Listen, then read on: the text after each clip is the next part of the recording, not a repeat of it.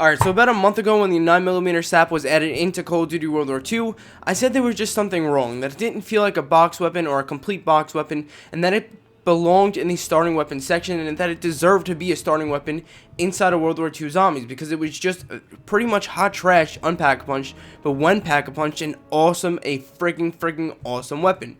So when I went to Nazi Zombies, I went to my soldier tab, and when I went to loadouts and my primary tab, the 9mm SAP was not there as an option. It literally was just not an option as a starting weapon. The gun really wasn't functioning that well either in game. Like the text at first, when it first came out, wasn't even the 9mm SAP. It was like the N38, and then there was a whole bunch of coding. Like there were a bunch of problems with it. So I said maybe in the future we'll actually get an update in which we get the 9mm SAP as a starting pistol. And today, with update 1.10 of Call of Duty World War II, we can now do that. Now there are a bunch of other things that they did in this update, and I will be addressing that in another video later on today. When they release the full patch notes, I'll be making a video on that, so if you do want to see that, make sure you're subscribed. But as for the 9mm SAP, if you want to enable it as your starting weapon, because like I just said, you can now do that with the brand new update. All you have to do is, just like usual, if you want to change your starting weapon, go to the Zombies menu, go over, press R1 until you get to the Soldiers tab, click on Loadouts, and then whatever loadout you're going to actually use for your game.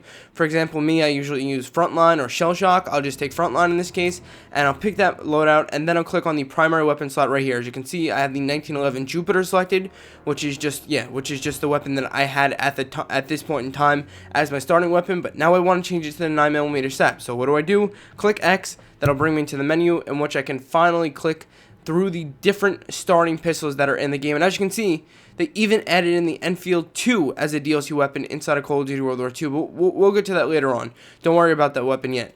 We'll get to that, in another video. But anyways, as you can see right here, the 9mm SAP is now an option as a starting pistol. I just click on that, and bang, I can now bring this into my game, start off completely fresh, won't have to hit the box for the gun whatsoever, and there you go. That's basically it. That's how you add the 9mm SAP DLC weapon as a starting weapon inside of Call of Duty World War II Nazi Zombies. If this video helped you out in any way, shape, or form, make sure to drop it a thumbs up. Of course, make sure to subscribe if you don't want to miss a ton of Call of Duty World War II Nazi Zombies videos, streams, tutorials, and a whole bunch of different things like that.